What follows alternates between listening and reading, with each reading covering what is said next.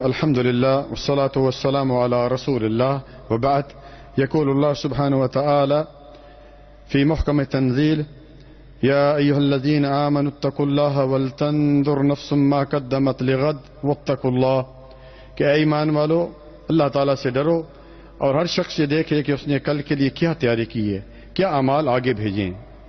اسی طرح اللہ تعالیٰ نے سورت حشر آیت نمبر 7 میں فرمایا: وما آتاکم الرسول فخذوہ وما نہاکم عنہ فانتہوا. جس بات کا میرا نبی حکم دیں اس پر عمل کرو، جس چیز سے روک دیں اس چیز سے رک جاؤ. آج کی میری اس نشست کا جو موضوع سخن ہے وہ ہے ماہ شعبان میں کرنے والے اعمال اور شب برات کی حقیقت.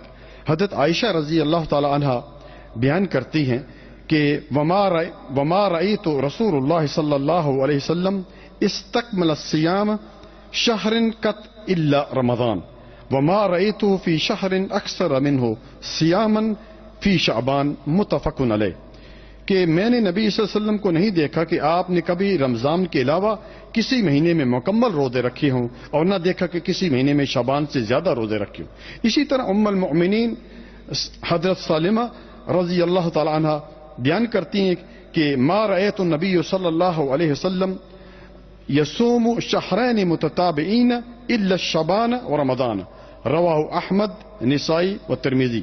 بیان کرتی ہیں ام سلمہ رضی اللہ تعالیٰ عنہ کہ میں نے نبی صلی اللہ علیہ وسلم کو شعبان اور رمضان کے علاوہ کسی دوسرے 2 مہینوں میں مسلسل روزے رکھتے ہوئے نہیں دیکھا. اسی طرح ایک صحابی ہیں حضرت زید رضی اللہ تعالیٰ عنہ، وہ کہتے ہیں کہ میں نے آپ صلی اللہ علیہ وسلم کو نہیں دیکھا کہ آپ کسی بھی مہینے میں زیادہ روزہ رکھتے جتنا کہ شعبان میں رکھا کرتے تھے. تو میں نے نبی صلی اللہ علیہ وسلم نے ایک دفعہ پوچھ لیا کہ آپ صلی اللہ علیہ وسلم اتنا کیوں آپ اس مہینے میں روزہ رکھتے ہیں، کہ کیا وجہ ہے؟ تو آپ صلی اللہ علیہ وسلم نے فرمایا: ذاک شہر یغفل الناس عنہ بین رجب و رمضان وہو شہر ترفع الاعمال الی رب العالمین فاحب ان یعرض عملی وانا صائم. رواہ احمد و ترمذی. کہ یہ وہ مہینہ ہے جس سے لوگ غفلت میں ہیں، جو کہ رجب اور رمضان کے درمیان ہے، یعنی شعبان کا مہینہ ہے. اس مہینے میں انسان کے اعمال اللہ تعالیٰ کے پاس پیش ہوتے ہیں، اور میں یہ چاہتا ہوں کہ جب میرا عمل اللہ تعالیٰ کے پاس پیش ہو تو میں روزے سے ہوں. سبحان اللہ. اسی طرح بھائیو، جو نفل روزہ ہے اس کی بڑی فضیلت ہے. نبی صلی اللہ علیہ وسلم نے فرمایا: من صام فی سبیل اللہ بعد اللہ وجہہ عن النار 70 خریفہ. متفق علیہ. کہ آپ صلی اللہ علیہ وسلم نے فرمایا جو شخص ایک نفل روزہ رکھتا ہے، سنتی آپ، ایک نفل روزہ رکھتا ہے، اللہ تعالیٰ اس کو جہنم سے 70 میل کی مسافت کے برابر دور کر دیتے ہیں. سبحان اللہ. بخاری و مسلم میں یہ روایت موجود ہے. تو یہ تھے میرے بھائیوں رمضان اس میں شعبان میں جو کرنے والے کام ہیں. اب آتے ہیں مختصر طور پر شب برات کی کیا حقیقت ہے. شب کو عید کی طرح منانا، یہ چیزیں جو ہیں وہ جائز نہیں ہے جو ابھی میں بتانے جا رہا ہوں. شب کو یعنی 15 شعبان کو عید کی طرح منانا، خاندان کے فوت شدہ لوگوں کے من پسند کھانے پکانا، مٹھائیاں، حلوے مانڈے اور دیگر اشیاء بنانے کا اہتمام کرنا. اسی طرح گھروں کے مخصوص جگہوں پر ان چیزوں کو رکھنا تاکہ گھروں میں ان کی روحیں آئیں گی، یعنی جو فوت شدہ ہیں ان کی روحیں آئیں گی اور اپنے پسند کا کھانا کھائیں گی. یہ عقیدہ بھائیو مسلمانوں کا عقیدہ نہیں ہے، یہ ہندوؤں کا عقیدہ ہے. ہمارے مسلمانوں کا عقیدہ کیا ہے کہ 30ویں پارے میں اللہ تعالیٰ نے فرمایا کہ جو روح یعنی جو فوت ہو جاتا ہے اس کی روح یا الین میں ہے یا سجین میں. اگر نیک ہے تو الین میں ہے، اور اگر بدروح ہے تو وہ جو ہے وہ سجین میں. اسی طرح بھائیو گھروں، چھتوں، مکانوں، مسجدوں اور اسی طرح درختوں اور قبرستانوں کو چراغاں کرنا، پٹاخے چھوڑنا اور آتش بازی کرنا کسی طریقے سے بھی جائز نہیں ہے. رسول اللہ صلی اللہ علیہ وسلم تو یہ فرما کر گئے کہ اتقوا النار ولو بشق تمرہ، کہ آگ سے بچو خواہ ایک کھجور کا ٹکڑا بھی دیکھ کر بچ سکتے ہو. یعنی ایک کھجور کا ٹکڑا بھی کسی کو دیکھ کر اگر اس جہنم کی آگ سے بچ سکتے ہو تو بچو. لیکن ہم آگ کے ساتھ کھیلیں، آتش بازی اور پٹاخے اور دیے جلائیں اور پتنی اور کیا کیا کریں، کسی طریقے سے بھی یہ جائز نہیں ہے. اسی طرح یہ آتش بازی، پٹاخے، چراغاں یہ تمام کرنے ہندوؤں اور مجوسیوں اور آتش پرست اور عیسائیوں کی نقل ہے. اور رسول اللہ صلی اللہ علیہ وسلم نے کیا فرمایا؟ من تشبہ بقوم فہو منہم. جس نے کسی قوم کی مشابہت بھی وہ انہی میں سے ہوگا، یعنی قیامت والے دن انہی کے ساتھ اس کا شمار ہوگا.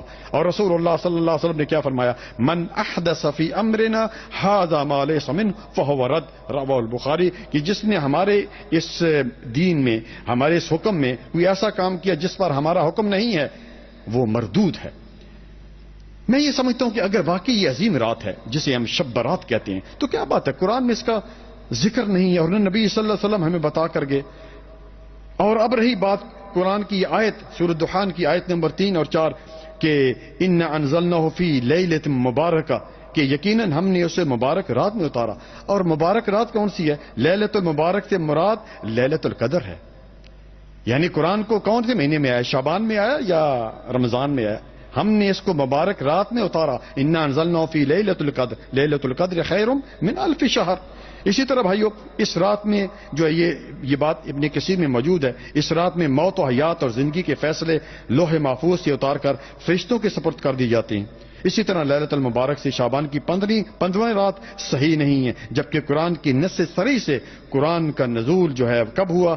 شب قدر. اور شب قدر کب ہے؟ رمضان میں. اس لیے بھائیو ہمیں وہ کام کرنا چاہیے جس پر رسول اللہ صلی اللہ علیہ وسلم کی مہر ہے. جب تک نبی صلی اللہ علیہ وسلم کے مطابق، اس لیے آپ صلی اللہ علیہ وسلم نے فرمایا کہ بدعتی شخص کی اللہ تعالیٰ نہ فرض عبادت قبول کرتا ہے اور نہ نفل عبادت قبول کرتا ہے، اپنی طرف سے نہیں. اور جو احادیث اس بارے میں آئی ہیں کہ 1000 یا 100 نفل پڑھنے اور اسی طرح جو اور حدیثیں آئی ہیں وہ جو ہے علماء کرام یہ بیان کر کے چلے گئے کہ وہ بہت زیادہ یا تو ضعیف ہیں یا موضوع ہیں، بن گھڑت ہیں.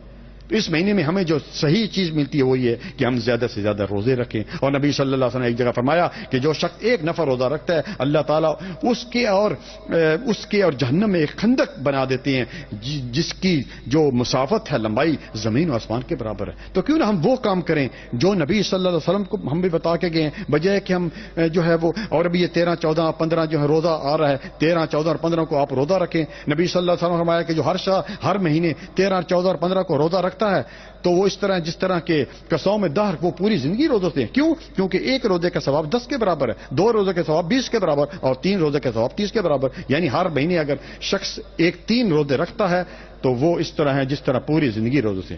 تو اللہ تعالیٰ سے دعا ہے کہ اللہ تعالیٰ ہمیں نیک عمل کرنے کی توفیق عطا فرمائے. اس شبرات جو ہے اس سے یہ منانا اور آتی بات ان چیزوں سے بچنا ہے.